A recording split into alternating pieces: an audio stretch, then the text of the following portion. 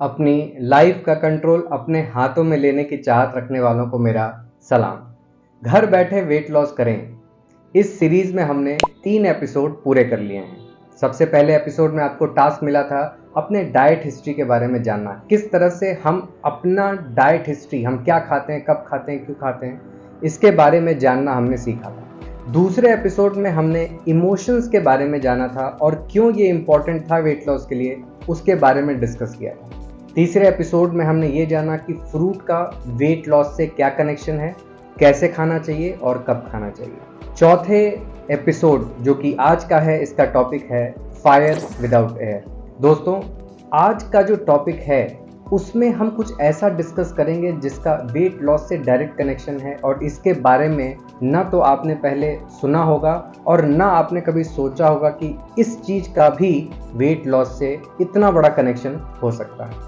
तो आइए आज का ये एपिसोड समझते हैं और फिर एक नया टास्क लेते हैं इस एपिसोड के एंड में। टॉपिक है फायर विदाउट एयर। अगर आप मेरे चैनल पे नए हैं, चैनल को सब्सक्राइब ज़रूर करें और बेल बटन भी प्रेस करें ताकि ऐसे वीडियो आप मिस ना करें। आइए स्टार्ट करते हैं आज का ये टॉपिक, फायर विदाउट एयर।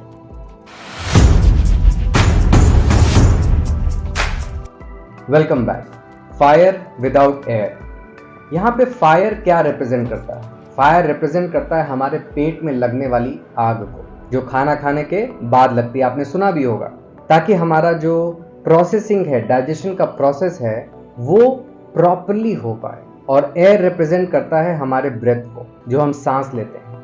तो किस तरह से सांस हमारे वेट लॉस में काम करता है? जब हम ब्रेथ की बात करते हैं तो मेरा साफ साफ मतलब है ऑक्सीजन से। हमें मालूम है कि बिना ऑक्सीजन के आग नहीं लग सकती, यानी कि अगर आग लग रही है तो वो ऑक्सीजन के प्रेजेंस में ही लग रही है। तो हमें भी तो कैलोरी बर्न करना है, तो बर्निंग का प्रोसेस बिना ऑक्सीजन के प्रेजेंस के कैसे पॉसिबल है? और आज के इस एपिसोड में मैं आपको यही समझाने वाला हूं कि ऑक्सीजन का कितना इंपॉर्टेंट रोल है हमारे फैट बर्निंग में और किस तरह से हमारा ये प्रोसेस होना चाहिए, किस तरह से हमें ब्रेथ यूज़ करना चाहिए अपने वेट लॉस को अचीव करने में। पिछले एपिसोड में हमने ये समझा था कि किस तरह से एंजाइम्स और को एंजाइम्स के बिना फैट लॉस का प्रोसेस स्टार्ट ही नहीं हो सकता। यानी कि अगर ऐसे समझें कि अगर आपके पास एक 4 व्हीलर है तो 4 व्हीलर से अगर कहीं जाना हो तो बिना चाबी के आप गाड़ी स्टार्ट ही नहीं कर सकते हैं। अगर स्टार्ट ही नहीं होगी तो आप जाएंगे कैसे? तो चाबी का काम हमने पिछले एपिसोड में देखा था। अब आपके पास चाबी तो है, लेकिन क्या बिना पेट्रोल के गाड़ी स्टार्ट होगी? क्या हम कहीं जा पाएंगे? बिल्कुल नहीं। तो जो ऑक्सीजन है वो इसी गाड़ी में फ्यूल का काम करता है, जिसके बिना गाड़ी स्टार्ट भी नहीं होगी और गाड़ी कहीं जाने लायक भी नहीं रहेगी। अब आप कहेंगे कि ये क्या बात हुई, ऑक्सीजन तो हम पूरे टाइम लेते हैं भाई, सांस लेते ही हैं, और अगर सांस ना लेते तो हम मर ही जाते। लेकिन सांस हम कैसे लेते हैं और उसका क्या इम्पैक्ट होता है हमारी बॉडी पे, हम ये समझेंगे। जब भी आप सांस लेते हैं तो वो ऑक्सीजन के फॉर्म में, एयर के फॉर्म में आपके लंग्स में जाता है। लंग्स में क्या होता है? जो ब्लड है उसमें ऑक्सीजन की मिक्सिंग होती है और फिर वो ब्लड आपके सेल्स के पास जाते हैं और ऑक्सीजन को सेल्स के अंदर देते हैं और वहां से कार्बन डाइऑक्साइड को उठाते हैं, जो आप वापस ब्रीद आउट करते हैं। यानी कि जो सांस आप छोड़ते हैं उसमें कार्बन डाइऑक्साइड जो होता है वो ब्लड के थ्रू सेल्यूलर लेवल से आ रहा होता है। लंग्स की कैपेसिटी कितनी होती है? 5 लीटर की। कभी हमने सोचा कि जो ये फैट बर्न होता है वो कैसे होता है? हमें नॉर्मली जो टीवी में दिखाया जाता है कि वो बटर की तरह पिघल के बॉडी से निकल गया या पानी के फॉर्म में पसीने से बाहर आ गया, ऐसे फैट बर्न नहीं होता है। अगर फैट बर्न हो रहा है, सपोज कर लीजिए 10 किलो का फैट बर्न हो रहा है, तो तभी होगा जब ऑक्सीजन प्रेजेंट होगा।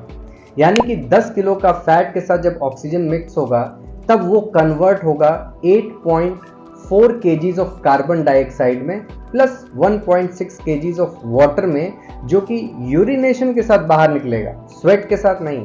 तो आपका जो फैट है वो बर्न होके कार्बन डाइऑक्साइड और पानी के फॉर्म में बाहर निकलता है। यानी कि जो सांस आप दिन भर में ले रहे हैं और छोड़ रहे हैं, उसमें जो कार्बन डाइऑक्साइड बाहर आ रहा है वो और कुछ नहीं, आपकी बॉडी में हो रहे मेटाबॉलिक प्रोसेस का बाय प्रोडक्ट है। यानी कि सिंपल भाषा में समझाऊं तो फैट बर्न प्रोसेस होके वो बाहर निकल रहा है। जब भी आप सांस छोड़ रहे हैं कोई ना कोई फ्यूल बर्न हो रहा है और वो आप बाहर निकाल दे रहे हैं। यानी कि जितना ऑक्सीजन हम लेंगे उतना ऑक्सीजन हमारे सेल्यूलर लेवल पे जाके एक्सचेंज होगा सेल्स के लेवल पे, और फिर वो कार्बन डाइऑक्साइड बन के बाहर निकलेगा फैट बर्निंग प्रोसेस को पूरा करके।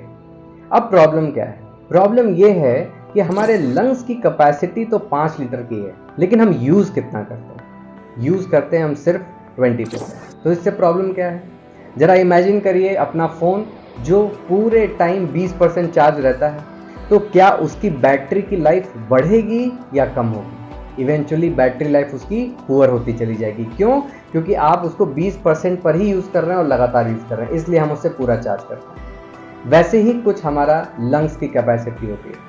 अगर हम लंग्स की कैपेसिटी को पूरी तरह यूज नहीं करते तो हमारा जो ऑक्सीजन और कार्बन डाइऑक्साइड का एक्सचेंज है, जो माइटोकॉन्ड्रियल डेंसिटी के ऊपर निर्भर करता है, वो भी कम हो जाता है। जब हम यूज ही नहीं करते तो माइटोकॉन्ड्रियाज की जरूरत क्या है? तो हमारी बॉडी उस कम डेंसिटी माइटोकॉन्ड्रियल पे अडॉप्ट करने लगती है, और जब हम उसका पूरी तरह यूज करेंगे तो माइटोकॉन्ड्रियल डेंसिटी भी बढ़ेगी, हमारा ऑक्सीजन अपटेक भी बढ़ेगा।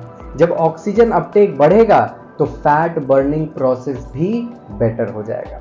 यानी कि अगर कैलोरी बर्निंग का फॉर्मूला आप देखें कि किसी एक्टिविटी में कितनी कैलोरी बर्न होती है, तो बहुत सिंपल सा उसका फॉर्मूला होता है कि जितना ऑक्सीजन अपटेक आपकी बॉडी करेगी उतना ज़्यादा कैलोरी बर्न होगा। तो oxygen Uptake is equal to calorie burn. कितना अच्छा ऑक्सीजन आपकी बॉडी अपटेक कर रही है। ये कैसे हम लोग बेटर कर सकते हैं?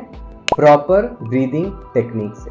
जी हाँ, अब मैंने आपको पूरे इस एपिसोड में सिर्फ ये समझाया है कि ऑक्सीजन का, यानी कि आपके ब्रीदिंग पैटर्न का आपके फैट बर्निंग प्रोसेस पे कितना बड़ा इम्पैक्ट होता है।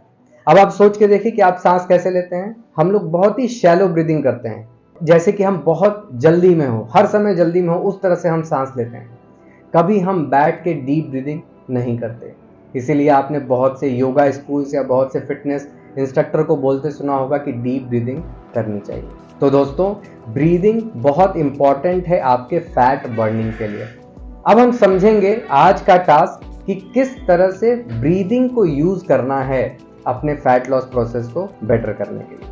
तो दोस्तों, आज का टास्क है स्क्वायर ब्रीदिंग। वैसे तो ब्रीदिंग के बहुत सारे टेक्निक हैं, आपको और भी टेक्निक पता चल जाएगी, लेकिन बहुत ही सिंपल टेक्निक है स्क्वायर ब्रीदिंग। स्क्वायर ब्रीदिंग का मतलब क्या है कि आप 4 सेकंड तक सांस लेंगे और 4 सेकंड तक सांस छोड़ेंगे। यानी कि आप अपना लंग्स पूरी तरह फिल करेंगे सांस लेके और फिर पूरी तरह उसको एम्प्टी करेंगे, खाली करेंगे।